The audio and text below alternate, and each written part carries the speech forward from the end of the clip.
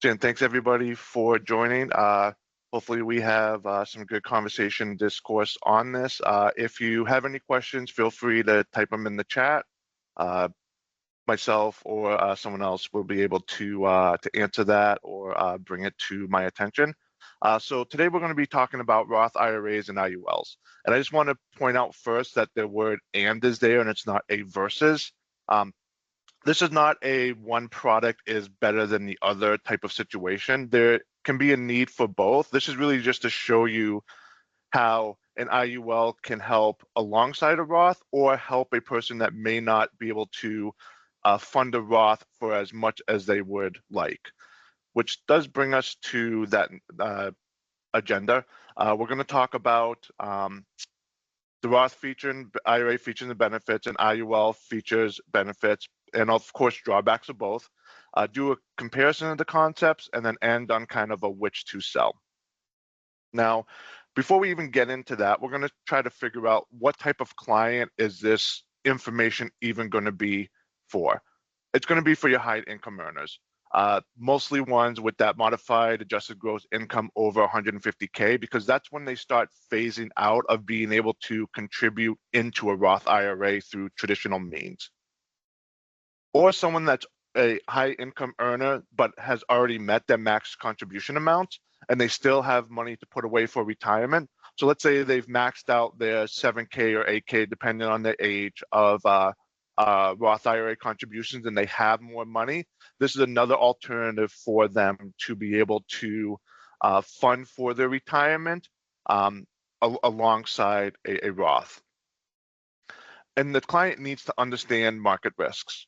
While a Roth IRA is going to generally be tied to market assets, an IUL is not directly tied to the market, but through its interesting strategy, does have, at least in concept, a market component. So the client does need to understand that, there are going to be ups and downs in both these products to various degrees, so that it's something that they understand. One thing in particular about, especially the IUL, that they're going to be able to make steady contributions. We'll touch on that more a little later, but an IUL is a structured payment product. So we want to make sure that the client doesn't just have one lump sum that they can put in, that they're able to kind of fund the product throughout the life, like they would fund every year their retirement account.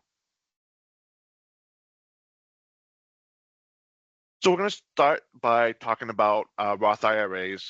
You're going to get tax-free growth and tax-free withdrawals. You do have the potential for skyrocket returns. Now, because it is an actual market-based asset, depending on what components you put in under the Roth, because you can put mutual funds up to actual just picking stocks. You have that full upside potential on that. The Roth IRA doesn't have a mandatory minimum distribution, so no RMD on it, unlike other types of IRAs. So they're able to postpone that withdrawal to whenever, if they even need it. It does have a beneficiary rollover, so it's not a use it or lose it. There is something to pass on. There are no required payments. Client has not funded a Roth yet. That's great. If they want to fund for 3 years and then not fund it again, that's great too. There's no requirement for those payments to be met. And it does give market exposure. I put this under a benefit as opposed to a drawback, because the client wants that full exposure to a market. The Roth IRA will be able to help them get that exposure. So some of the drawbacks, though: contribution limits. This is where I was talking about, especially for those high income earners or those medium to high income earners. They're only able to put 7 or 8K a year, depending on their age, into the Roth. And if they have $15,000 that they want to spend towards retirement, they're kind of capped out in what they're able to contribute into a Roth IRA. Oops, apologize for that. Apparently I hit the wrong button to stop sharing.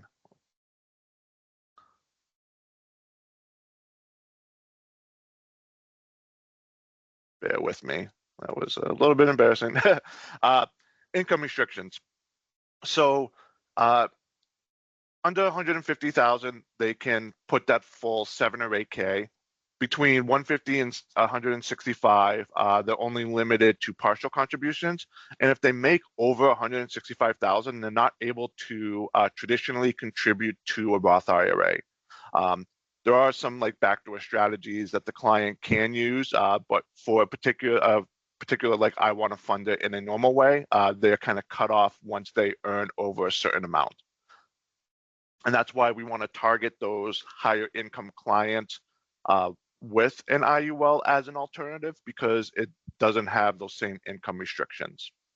It does use after-tax dollars versus like a 401k or other types of IRAs where they'll get a tax deduction, and it may suffer huge losses. So that goes back to that market exposure you see under the features and benefits column of the fact that it is true market exposure, which means that it can suffer big downturns.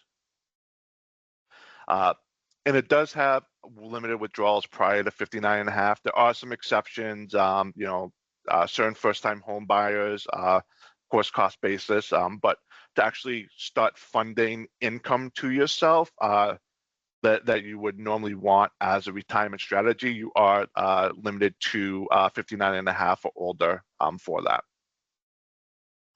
So an IUL in comparison, same tax-free growth and tax-free withdrawals when structured correctly, which every IUL that you're going to illustrate is going to be structured as such. Basically, you don't want the policy to lapse.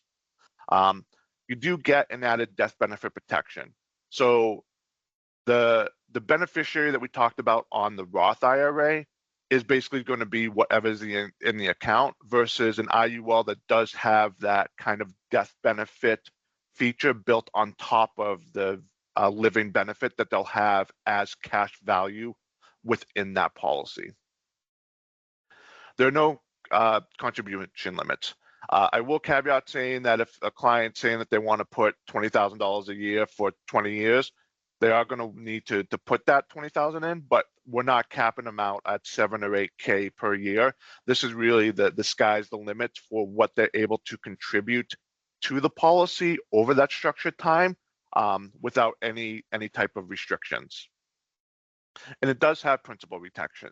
I will caveat this as well, is that there are fees associated with the policy, but since it's not actually tied to the market, this is that zero is your hero thing that you'll often hear. In those 0 or negative years, you're not actually losing money on your balance other than the death benefit fees and such associated with the policy. So if the market has another 2008, 2009 40 points down, client's not suffering that huge loss of principal. They're still going to keep that nest egg there, and then when the market turns around, it'll start growing again. And then it is following that index structure. So it doesn't have direct market exposure, but it does allow them to participate in the market, so that once again helps provide some of that growth, but also helps limit some of that risk as having true exposure to the market like the Roth IRA does. So as we said, there are structured payments into the policy. If the client's saying they want to put in $20,000 for 20 years, that's how the policy is going to be structured. There are some little limitations. Sometimes you have catch-up features if they miss a payment, but generally you're only going to want to show an IUL to somebody and present it in a way that they are feeling comfortable to fund for the future at those type of amounts. It does have early year surrender charges. An IUL is not a thing that you're going to put money in and expect to receive large sums of money 3 years down the road. Those early years do have surrender charges on the vast majority of policies. So this really is a long-term investment. But if you're talking to your clients about retirement, that long-term time horizon matches the way that an IUL will perform. So those short-term surrender charges they're there, but that's not really a sticking point because that's not when they want to access the money. It does use after-tax dollars, just like the Roth IRA does. It does have death benefit related fees. This is still a life insurance product. As such, it still has life insurance fees. That's what offers that death benefit protection on the front side. That does have a cost associated with it, and the client does pay that, which means that those dollars aren't directly growing. But as you'll see when we compare some numbers, it actually doesn't have as much of a drag on the policy as one might think. And lastly, it does offer more predictable returns. So unlike direct market exposure, you're not going to get those swing highs and swing lows that you might see in a market exposed product. You're going to get those more predictable returns.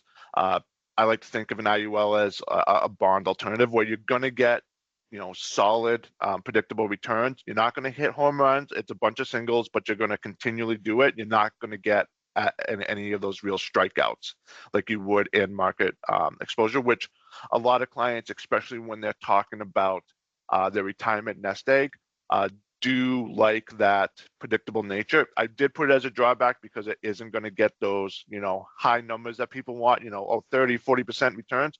But to be honest, most people would rather take a solid 6 or 7% every year than have the risk of losing some assets.